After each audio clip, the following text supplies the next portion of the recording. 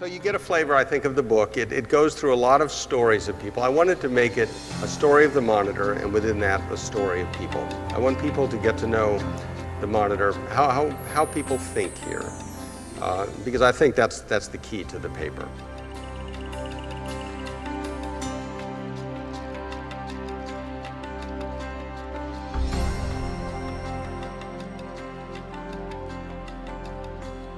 I'm going to talk a little bit about, at the beginning of the Monitor, you know that people were talking about a Christian Science newspaper for many years before the Monitor started. And the attitude was, and as it came into being, it still was, that there should be a clean newspaper. That was the term that a lot of people used, clean newspaper, clean journalism, meaning that it was basically not yellow journalism, not manipulative, not sensational. It was sort of free of the kind of things that would disturb. And that was the attitude of basically the first Monitor editors, of Archibald McClellan, who was the first editor. And just from the book, the Monitor was trying to be different by doing no harm. It was indeed clean. But was that what Mrs. Eddy was aiming for? There had been no provision for comment from her in the first issue, but in a letter to McClellan on November 11th, she asked him to make space. He did so on the editorial page. She used as a jumping off point a letter sent to her by a Christian Scientist who was an editor at another paper, a man named Frank Bell. Dear Leader, it said, as a newspaper man, I thank you for the Christian Science Monitor and Prospect, and I feel sure that such will be the sentiment of hundreds of newspaper workers all over the land when the Monitor, in fact, shall have demonstrated the feasibility of clean journalism. Bell's letter described well how many other readers saw the newspaper at the moment. Mrs. Eddy, however, went further, linking the paper to the religious mission of the church and its entire publishing operation. The gentleman, this is what Mrs. Eddy wrote at the head of her comment in the first issue of the paper, the gentleman, Mr. Frank Bell, has caught my thunder. Therefore, he will not object to the lightning which accompanies it. And then she goes on to give the purposes of her other magazines, the Journal, the Sentinel, the Herald, and then the Monitor. And this part of it is in her First Church of Christ Scientist and Miscellany. But the first part about the thunder and lightning is not, interestingly. But that was what preceded it. So people with the idea of clean journalism sort of had caught her thunder in her words, but maybe not her lightning. So maybe there was more that needed to be done. And it turned out that this early approach to the Monitor, I think, was a bit parochial. And again, going on with a little bit from the book, extreme parochialism would never fulfill the paper's promise, and Mrs. Eddy seemed to sense McClellan's problem.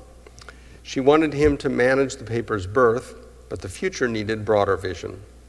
On November 27th, 1908, only 2 days after the first issue of the paper had appeared, she instructed McClellan to bring Frederick Dixon, our star in England, to take charge of the editorial page. Dixon was a journalist and Christian Scientist of cultured mind and skillful rhetoric, who had taken on critics in the British press on behalf of the church with great success. He was also a sophisticated and educated observer of public affairs, with extraordinary relationships with some of the leading political figures in England and the United States. As a writer, he was sometimes obscure in his historical references and over the top in his language, but he would clearly bring a broader perspective to the Monitor. Mrs. Eddy didn't give much attention to feelings when it came to finding the right people to help run her church. McClellan would have to live with the appointment. He, Dixon, would make a splendid editor, she wrote McClellan, with clear implications for the future of both men at the paper. But we do not want to change our present chief editor. Dixon arrived in December and took the title of associate editor. Mrs. Eddy asked that his name be placed on the paper, and so for the first time in late January 1909, the names of senior editors began appearing on the Monitor's masthead. Rather than taking Mrs. Eddy's move as a goad to upgrade their view of Monitor journalism, McClellan and Dodds is his managing editor, interpreted it as a slap. It didn't help that Dixon was very aware of his own star quality. Very soon, Mrs. Eddy realized that the turmoil the move was causing could hamper the paper's early growth and retreated, asking Dixon to return to England in April 1909, and he left to take charge of the Monitor's London bureau. She did not bring him back again, but it was clear that she had a different ideal for editor. Jumping ahead to 1914, that was in 1908 earlier, obviously this is now 1914. Mrs. Eddy had passed on in 1910. A new era had begun at the Monitor. At the head of the paper since June was none other than Frederick Dixon, who had stormed back into Boston as if he had been Mrs. Eddy's choice all along for the next editor. From all appearances, it may have been true. The prospects on the whole for the Monitor seemed promising. Under McClellan and Dodds, Irwin Canham, in his history of the paper, had pointed out the paper was a trifle amateurish, folksy, scrapbookish, and often parochial. It needed its sights lifted. Under Dixon, it adopted a strong international perspective, along with a more aggressive application of Christian Science to the news. Rather than treating difficult news as a disease, which one had to turn readers away from to minimize their fear, Dixon approached the problems of the world as sin, calling out what he saw as the underlying errors of thought and exposing their hidden ways of doing evil. He believed Christian Scientists had an important role to play in pointing up and condemning sin and in helping the world work in more productive directions. And he respected his non-Christian Science readers enough to expect them to follow his reasoning.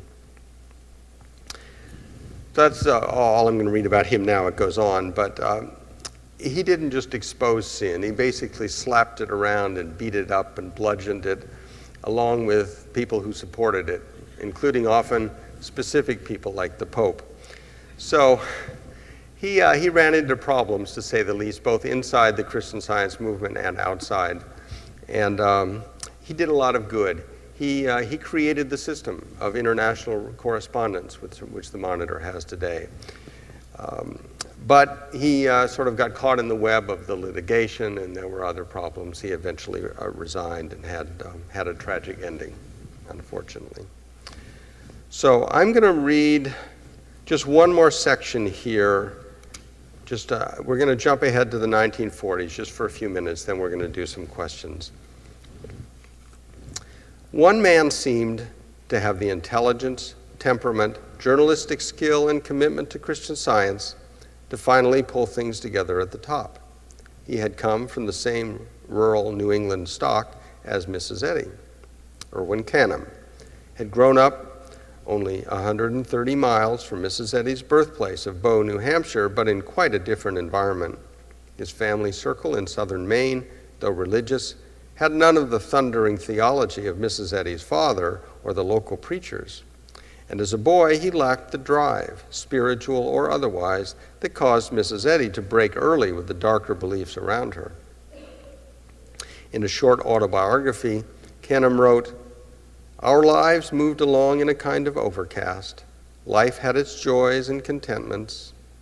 There were moments of resignation, and sometimes perhaps a touch of desperation, but there was little sparkle, little clarity, little direction in the things we did and felt.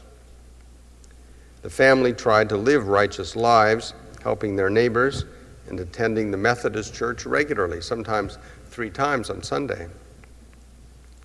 There wasn't much of a larger point to it all until moral uprightness meant looming tragedy.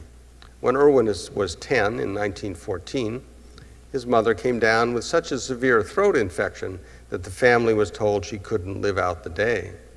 The doctor backed away, and Irwin's mother was left with the memory of a book she had once glanced at, Mrs. Eddy's Science and Health, given to the Canhams by a woman who had done some housework for them. Mrs. Canham got word to a Christian Science friend nearby, who then called a Christian Science practitioner in Boston and asked him to pray. Within a few hours, the growths broke and ran harmlessly away, Canham wrote, it was as if sunlight had burst into our lives for the first time. He went on to college. I'm just summarizing here. During college in the summers, he would be a stringer for various newspapers in different cities in Maine, where he was going to college. Canham was never good at small talk, but from the beginning he exuded an intellectual sincerity which outshone his shyness and made people trust him. Advancing quickly and seemingly without effort, he was offered challenges such as covering the Boston State House after only a few months on the job. He had failed to receive the Rhodes Scholarship, which he was nominated for at Bates, but he applied again and this time was accepted for 3-year study at Oxford University in England. The Monitor gave him leave, and during breaks from the school, he helped the paper cover the League of Nations in Geneva, Switzerland. He learned to love the beautiful city between the Alps and Jura Mountains at the tip of Lake Leman, a new world center full of history and the struggle for religious rights and humanitarian ideals. He also broadened his perspective on Christian Science. I could see that my religion was not only the wonderful healing truth that had saved my mother in our little Maine town in 1914, thus opening our lives to rich personal fulfillments, but also a universal principle available everywhere and applicable to collective as well as personal problems. He had a generosity of spirit in what he called the impersonal sense of God as the giver of all good, and he developed a wide circle of contacts throughout Europe. His bosses noticed. Soon after his last term at Oxford ended in 1928, he was put in charge of the Monitor's Bureau in Geneva. His writing style, exuding intelligence and quiet confidence, was meticulous in its attention to accuracy. He made no pretension to detached or cynical reporting, but put forth a touch of innocent hope that endeared him to Monitor readers. So, as I say, he became, as many of you know, he became the longest-serving editor in the history of the Monitor. And I had some more to read, but that's enough for now. So you get a flavor, I think, of the book. It goes through a lot of stories of people. I wanted to make it a story of the Monitor, and within that, a story of people. I want people to get to know the Monitor, how people think here. Because I think that's the key to the paper. And even obviously for people who are not familiar at all with the Monitor or not familiar at all with Christian Science, and as well as people who are very familiar with it, I hope it will be an interesting read for all of them. So I'm happy to answer any questions if anybody has any. I think you have to come to the mic to give them.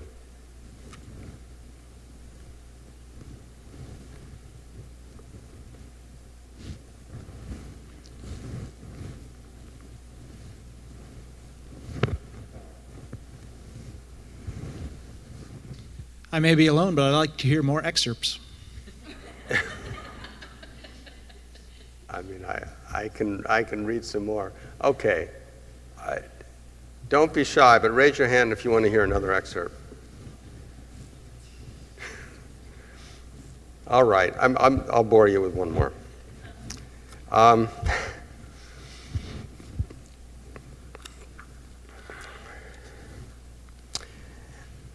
Irwin Canham was succeeded by DeWitt John.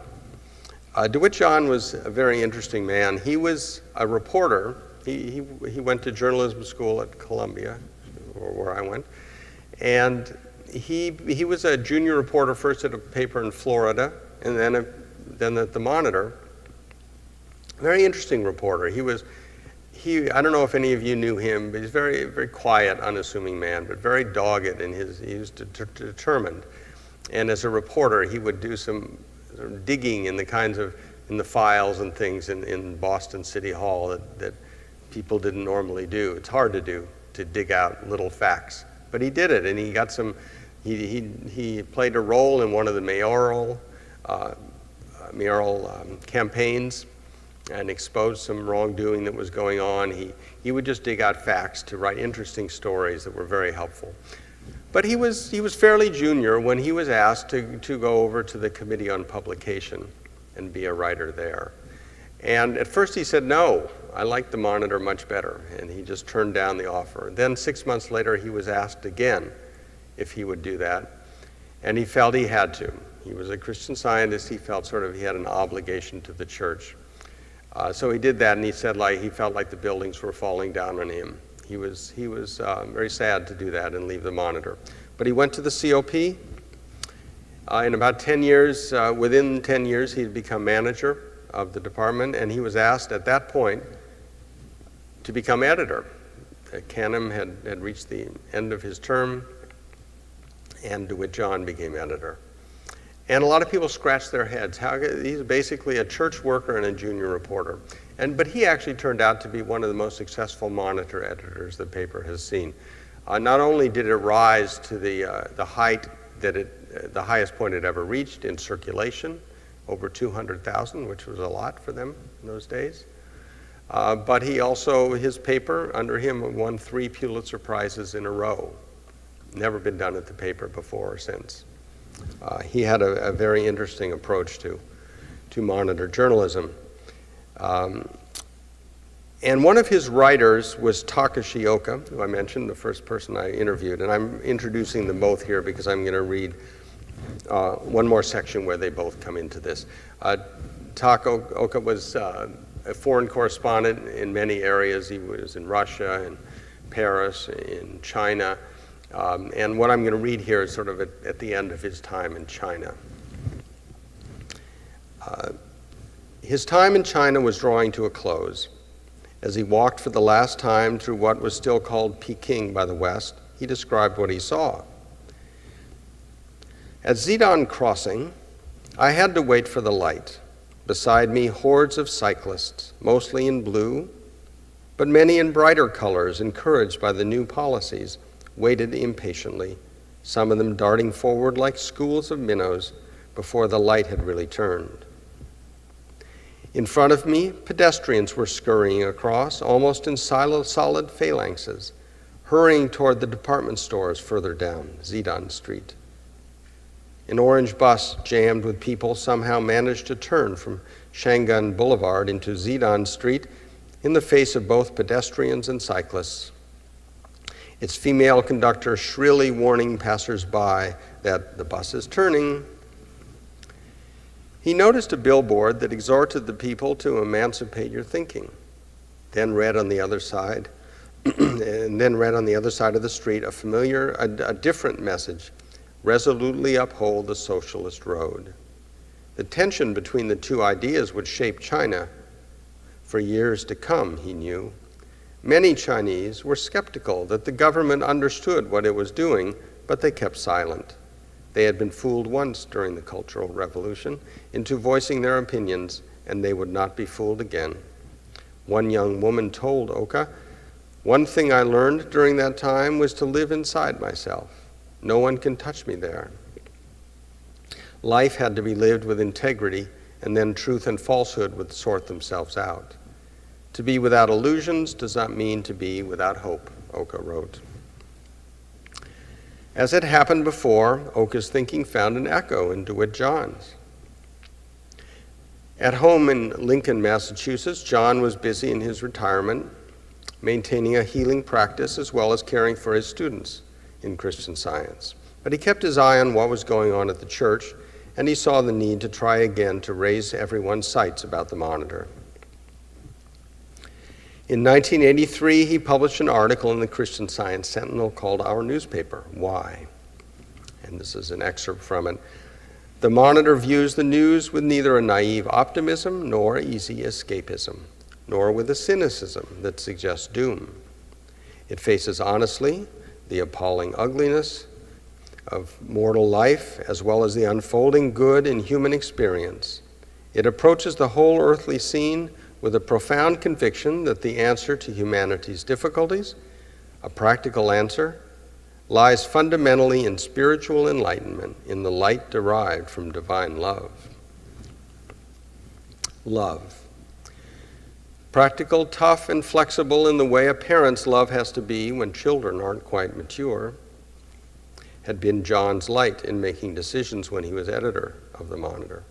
In his book, The Christian Science Way of Life, published in 1962 while he was still at the Committee on Publication, he had written of Jesus' parable of the prodigal son. And he unwittingly set a stark contrast with other attitudes before and after him at the Monitor that lashed out at the materialism and sin of members and the world alike. And this is from his book, The Christian Science Way of Life.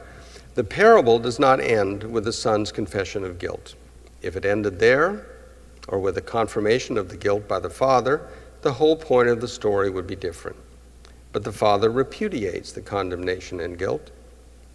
Here is the affirmation that our Heavenly Father looks upon us as sons, and that we should awaken to this true concept of ourselves right here and right now.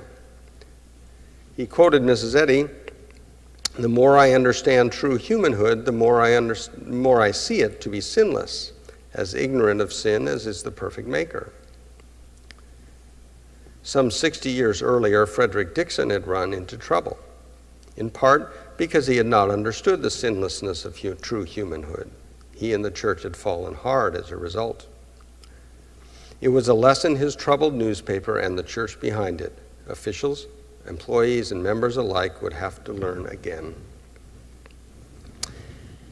And the next chapter of the book, which I'm not going to read, is about an editor named Kay Fanning who comes to Boston from Alaska. And then another interesting chapter of the Monitor begins, which is covered thoroughly and I hope fairly in the book. Okay, this is all I'm going to read, but thank you. And I'm happy to take any questions.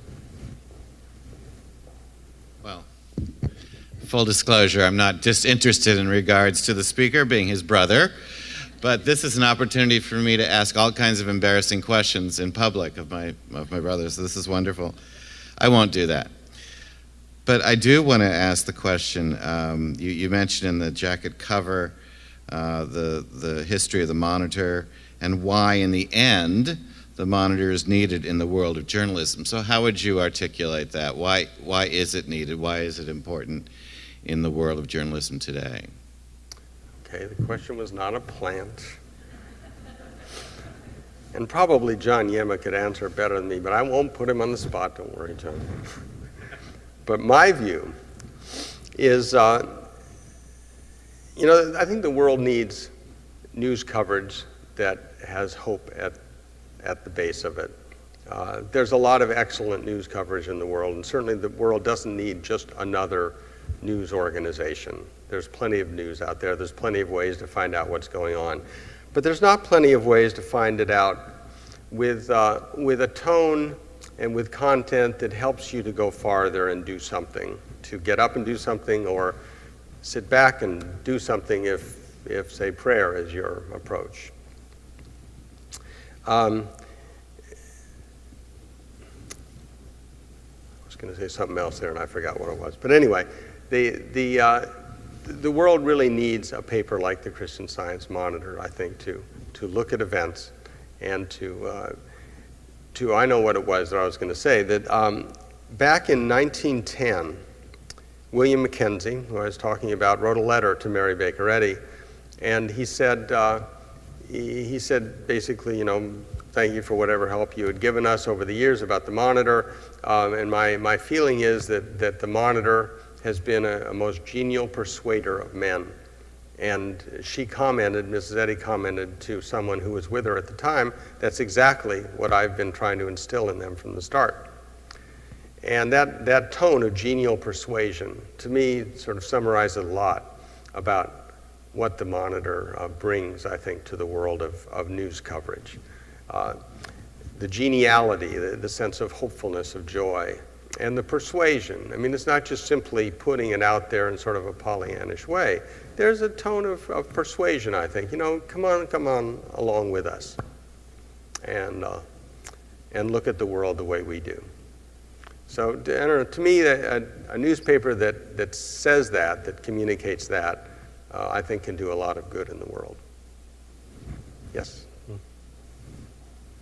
So I appreciate how you've talked about some of the spiritual qualities and how the theology of Christian Science have found their way very tactfully into the mission and the execution of what the Monitor does. But you also implied in your earlier conversation that there was sort of this wrestle with understanding the relationship between the Monitor and the church. And I think that's something the world might grapple with more. They might understand that a writer would bring spirituality to their writing, but I think it might be harder for people to imagine this right balance between church and a newspaper. So I was hoping you could talk a little bit more about both maybe what the church and the Monitor need to know about their relationship, and then possibly what the relationship between the Monitor and the church says to the world. Interesting question, because there really is a difference, I guess, between the theology and the church structure itself. The church is the publisher of the Monitor. The Christian Science Board of Directors oversee the Monitor as they do the other operations in the church functions.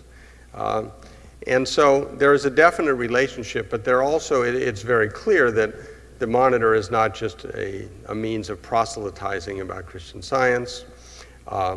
It's separate in the sense that it has a unit that's overseeing it, the editor, and of course then there's the manager of the Christian Science Publishing Society. There's a board of trustees. There's a whole structure that oversees that as well. It's been an interesting thing over the years, the relationship of the Christian Science Board of Directors and the trustees, the two boards, to the Monitor, and the church. How much should the church get involved? And I know there have been debates over many years about how that should be done, but I think the sort of conclusion people have come to, and others, John or others, can correct me if they have a better way of saying this, and I'm sure they do, but that the Monitor is here to implement what Mary Baker Eddy gave to it as a mission, the two missions we talked about. And the church is here to make sure that it gets done, and it gets done in the right way. And beyond that, I would say that I know there's contact between the editors of the Monitor and the directors, and there's a lot of back and forth and a lot of discussion, but the directors don't, and the rest of the church organization does not get involved, as I understand it, any more than sort of an oversight and advice role. Is that sort of fair to express it like that, John, would you say? Okay. I don't know, does that sort of answer your question? I want to make it short because there are great questions behind me, but there was one thing that you said where the editor had to learn something and the church had to learn something at the same time, so maybe that's a big thing to unpack, but I'm wanting to understand what the church needs to learn from the Monitor too. I think you're probably getting at the last part that I read about I think the Monitor has been through a lot over the years. In its 104 years, there have been two times when it would, I think, came close to disappearing. And I think the Monitor and the church, everyone, and members, and when I say church, I mean church members too, have learned a lot from those experiences. And I know the most recent one, which is back in the 1980s, early 1990s, people learned a lot from that. And I say people, I mean everybody, from members to Monitor to church organizations to the highest officials to the board. And I would say in my sense from everything I've read and everyone I've talked to, that's the case. There's been a lot of learning that's gone on. And that's what I'm talking about. I think over the years, as with any organization, people learn. And hopefully they learn and then they do better. And whether we're talking about Apple or some other corporation or this organization or any other, people learn over time. An organization learns. And this one certainly is no exception. And I can look back. I'm not going to go into the details, and some of this is in the book, but you look at now how things are managed here with the Monitor and how they were 20, 30 or more years ago. There are some big differences. I think, and it's very positive, the changes. just from an outsider's point of view. And but I think in looking through the history, I think there are lots of evidence of things that are changed. What specifically needs to be done at any given time, that's over to you. But this is my observation from history. There's been a lot of growth. Yes, sir. I actually have 3 questions. First, is your book available in digital format? Second, you mentioned, I haven't read your book yet, but you mentioned Scott Baldorf on the cover, and I was flipping through it, and I saw a quote from him saying something to the effect of, I actually believe the Monitor is now doing a better job of reaching people than when we were exclusively in print. And so I'm wondering what conclusions you drew about the Monitor's transition to a digital first format. And then the third question was, I noticed in John Yema's opening comments, he talked about not agreeing with the conclusions you came to, and I was just curious whether either you or John wanted to talk about where you diverged in how you saw that. I mean, I want a good dust up here, so thanks. You're not going to get that from me, and I don't think you're getting it from John, I would guess.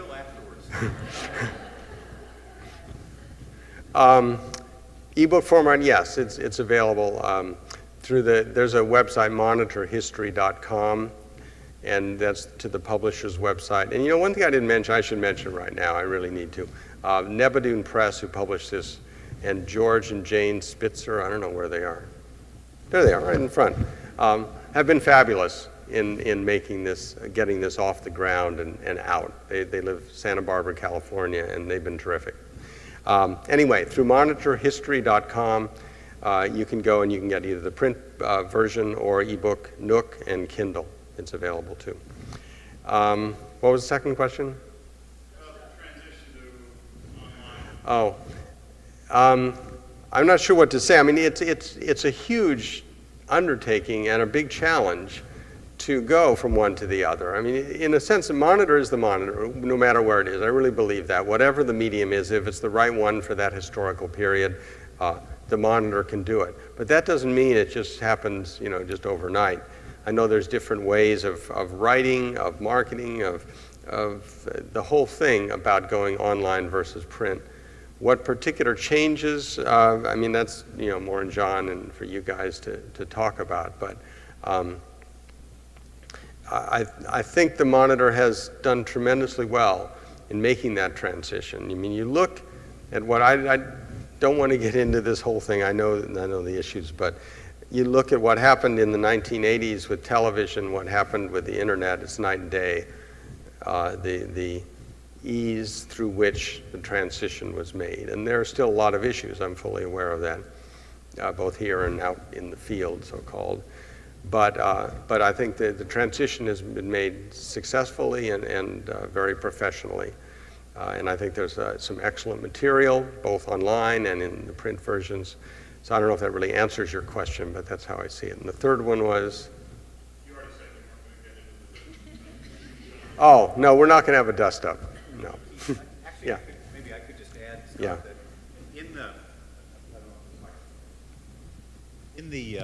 in the book, and I've read the end of the book, Keith, any history, the farther back in history you go, the more set and solid it is. So as you get up to the present day, it's a little sketchier. It just has to be, because this is still a work in progress. So I think you get a very fair rendition from Keith of what we've done and what we're doing, but it's very much a moment in transition with a chapter yet to be written. That's the way it feels to me. No, absolutely. I mean, I tried to take it up to, I think, around the end of last year, and then I had to just stop writing. At some point you have to stop. And they'd gone through a couple fiscal years with this new, the new formats, and we're hitting their targets, and talk a little bit about that. But then, it stops, and things have gone on, and they will go on. So it is very much, the Monitor itself is very much a work in progress. I mean, how do you take something like to injure no man and bless all mankind and say, okay, this is how it's done? I mean, you can't put that in a box. It's something that evolves over time, and it always will. I mean, I'm sure John would not claim that he's going to find the perfect Christian Science Monitor. Nobody has, and nobody will, really. It's going to keep progressing, I think, in different forms. Yes? I thought it was very interesting in your book. You've alluded to it a little bit today, but I was interested in your book where you made a point. So many authors over the years who've written about the Monitor and Mrs. Eddy's founding of the Monitor have drawn the conclusion that it was largely her difficult experiences with the journalism in her day that propelled her to found a newspaper that would sort of lead the way and set a better example for the world of journalism. Hence the need for clean journalism, as you talked about earlier. But you also say in your book that you feel that maybe a more compelling reason in Mrs. Eddy's thought was to awaken the Christian Scientists to their mission in the world. And I wonder if you talk a little bit about what you feel the Monitor has to do with the individual mission of Christian Scientists in their practice of Christian Science. Okay, thank you. Yes, I think it's illogical to think that Mary Baker Eddy wanted to reform journalism. I mean, she had had her brushes with it and very painful for herself and the church, certainly.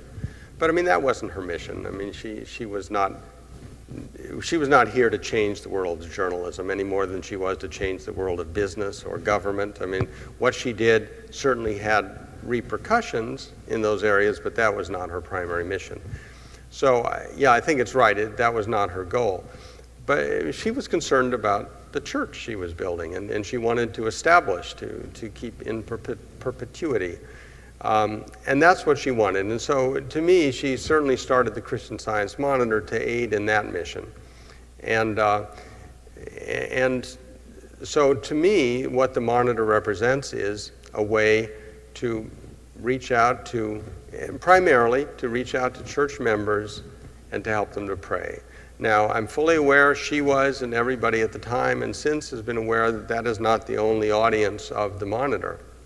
And certainly there is a desire to reach many people around the world, maybe who've never heard of the term Christian Science except in the title of the paper. But they're good people, they want to help the world, they want to pray about the world, and the Monitor certainly comes to them to help them do that. But I think if you want to judge how the Monitor is doing as an institution, I think you need to look at the working, practicing Christian Scientists, because to me that was Mary Baker Eddy's main focus for all of her work, and it makes no sense to me that the Monitor would have been any different. That's how I see it. Jay? Yeah? Yeah, we have time for one more question, so. Okay. Go ahead, Jay.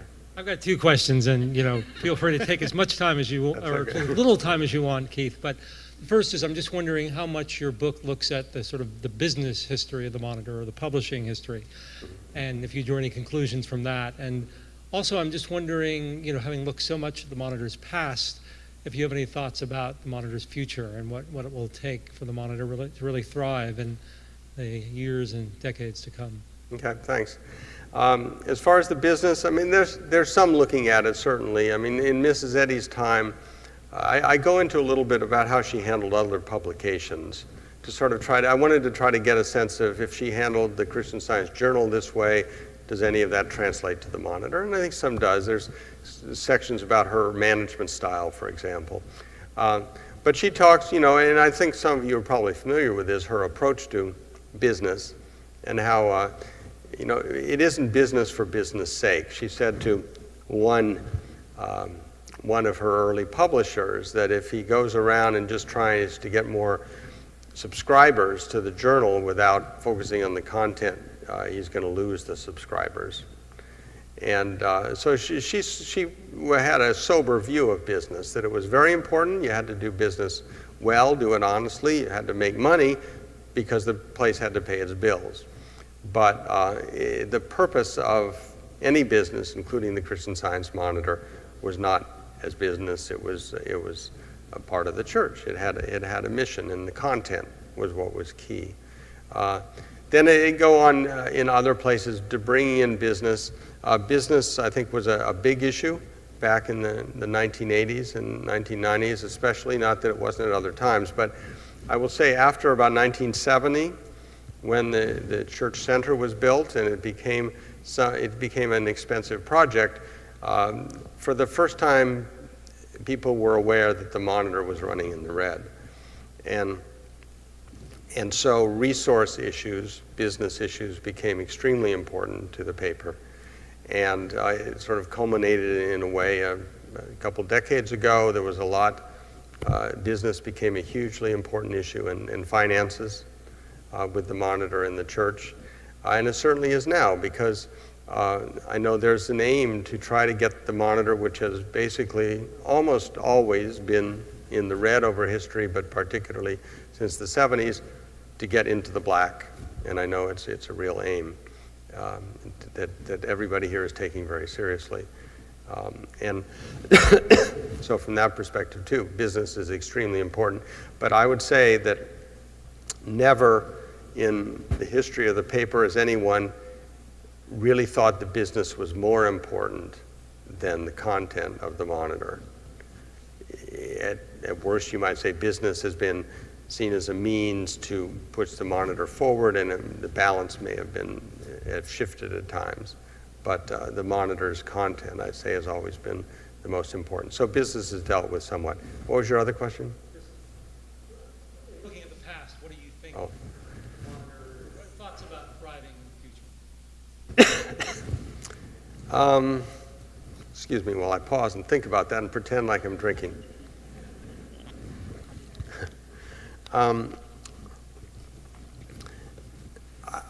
To me, the Monitor has a tremendous future ahead of it, because there are some really solid thinkers in the church and in the Christian Science movement. And I think that's at bottom what's important here. I think the number of readers is important, the number, the advertising dollars you get, the getting into the black is important, all those things. But I think when you get down to it, it's the quality of the thinking in the Christian Science church. It's the quality of the writing that you get in the paper, which is reflected in the quality of the thinking. To me, good writing reflects good thinking. And if you have really good thinkers among people that are working at the Monitor, you're going to have a really good paper. There's a lot of issues to wade through here, not only the financial, just how do you build and market and make money on a paper today that is largely on the internet. I'd say most people have not really figured out how to do that, including the biggest, most successful papers in the world. They struggle with paywalls and things like that. How do you do it? But I think if the Monitor, as the saying goes, sticks to its knitting, if it sticks to what Ms. Zeddy laid out as its goal and builds on that and always develops an understanding more and more, sort of this thing of the Monitor being a work in progress. I think as the paper develops, the organization, I should say, it's in a way no longer a paper, but the organization develops its understanding and finds people who can write for, edit, and manage the paper that have an understanding of that can put one word in front of the other when necessary to be a good writer, but to have the thought, then the paper will be successful. And I think there's not much more I can say. I don't have a crystal ball, but I think focusing on the right people is the key. Is that enough? Okay, thanks.